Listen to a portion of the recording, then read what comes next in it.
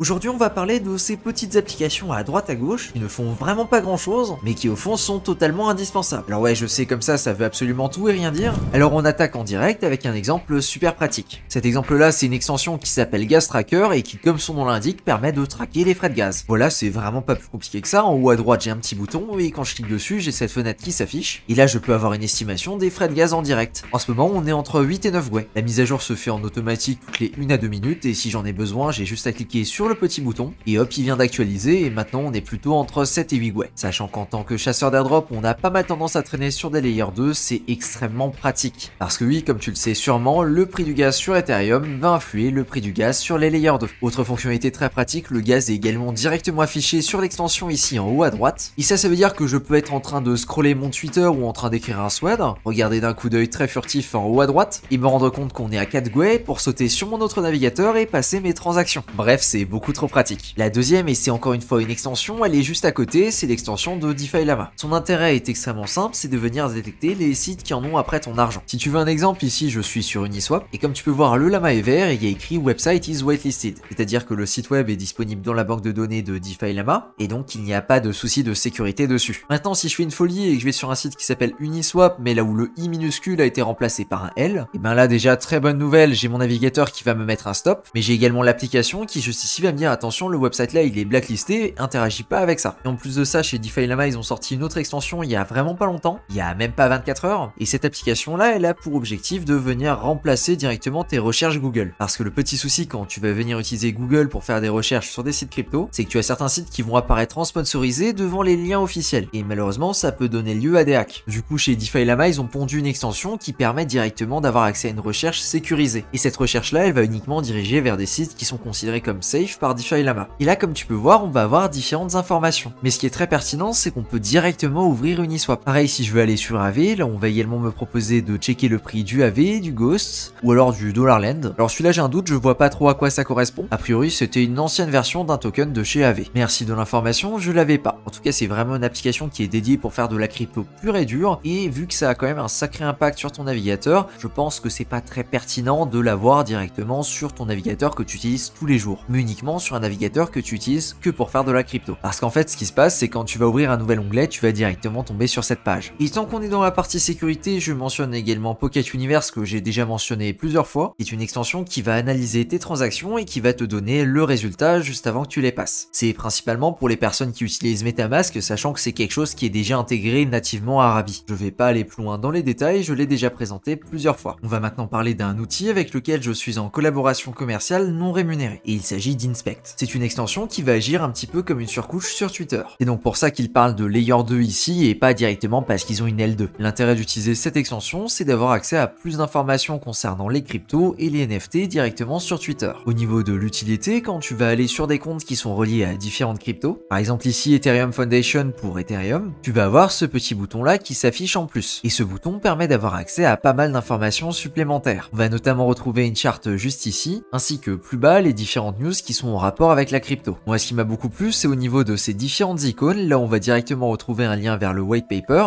ou encore vers le Reddit du projet. Et ça c'est valable pour pas mal de cryptos différentes, par exemple ici je suis allé voir chez Avalanche et je vais également avoir l'encart, avec exactement les mêmes informations, le white paper, etc. L'autre utilité et la fonction principale de l'extension c'est de venir retrouver cette petite icône juste ici en dessous des NFT. Et là on peut avoir des informations supplémentaires sur le NFT, notamment au niveau des différents traits qu'il va avoir, de la collection à laquelle il appartient, ainsi que des différents comptes qui vont être reliés à celui-ci. Ça peut par exemple être utilisé pour découvrir le nom de certains NFT que tu ne connais pas, par exemple ici le NFT d'une personne qui est derrière Starknet. Et donc ici j'ai directement le nom du NFT et j'ai un lien qui permet d'aller sur l'Etherscan qui va bien. Ils vont également avoir une application web qui est vraiment dédiée à tout ce qui est NFT et là-dessus on va retrouver pas mal d'informations différentes. De mon côté ce que j'ai trouvé pertinent c'est l'ajout d'une stat qui s'appelle Community Reach et ça correspond à l'exposition que va avoir une collection NFT par rapport au Twitter NFT. Et sinon tu vas également pouvoir retrouver un encart dans lequel il va y avoir les mints qui vont arriver parce que oui malgré le marché des NFT qui est vraiment pas en forme, eh bien il y a quand même différents projets qui lancent et ça peut être très pratique si tu es à la recherche de ces différents projets. On notera également ici la colonne Who's Talking qui fait référence du coup aux personnes qui ont mentionné les 10 projets et si on clique sur un profil juste ici, on va avoir énormément d'informations le concernant, notamment au niveau des tweets et des différentes collections qu'il est en train de suivre. Cette partie-là va donc intéresser principalement les personnes qui sont dans les NFT. Alors je l'ai pas encore mentionné mais toutes les extensions description et tous les liens dont j'ai parlé pour le moment,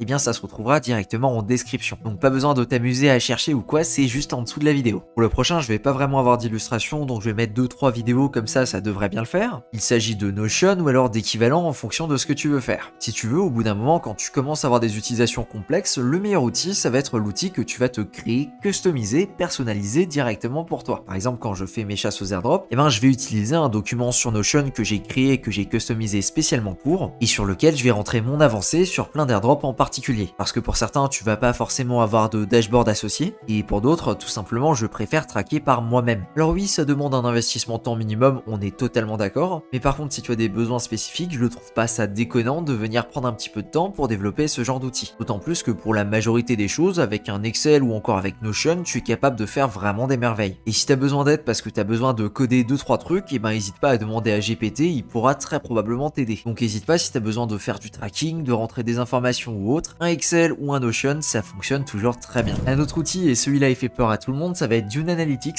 et là où je suis quasiment sûr que ton utilisation se limite à regarder des dashboards qui sont reliés de près ou de loin à des airdrops, eh bien il y a plein d'autres choses et surtout plein d'autres informations que tu peux extraire de Dune. Si tu veux des informations sur un projet particulier, il y a de bonnes chances qu'il existe un dashboard juste dédié à ça. Par exemple ici pour Friendtech, on a un dashboard qui nous explique exactement ce qui se passe dessus, les achats, les ventes, etc.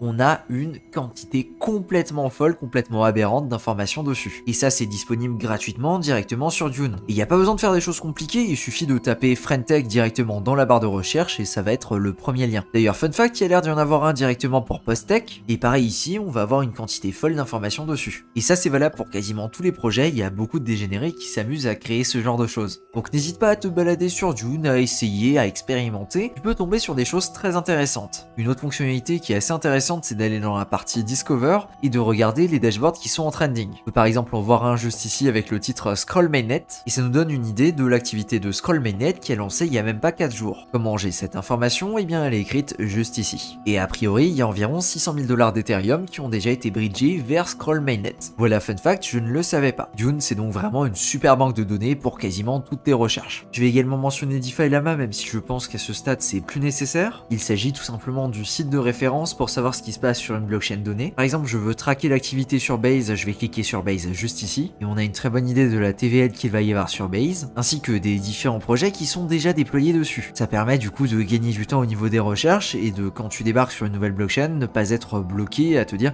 qu'est-ce qu'il y a sur cette blockchain. Tout simplement car tous les liens sont déjà disponibles juste ici. Je crois que c'est clairement un des sites que j'utilise le plus. Et voilà, j'ai fait le tour des nouveaux outils que j'ai l'habitude d'utiliser. J'en profite en fin de vidéo pour faire une petite mention spéciale pour le mint de CryptoMage Time Travel, qui pour rappel est une collection NFT que j'ai décidé de lancer sur Zora, notamment pour avoir des NFT qui sont sympas à minter dessus. Le mint de cette collection est gratuit et le lancement aura lieu lundi 16 octobre à 21 h. Et cette fois-ci on est tout bon, ce sera bien une transaction est égale à un mint. Le lien pour minter est déjà live et ça se passera directement sur Mintfun, je te le mettrai donc en description. Et voilà, c'est tout ce que j'avais à dire pour aujourd'hui. Merci à toi de ton attention et sur ce je te dis à plus pour une prochaine vidéo.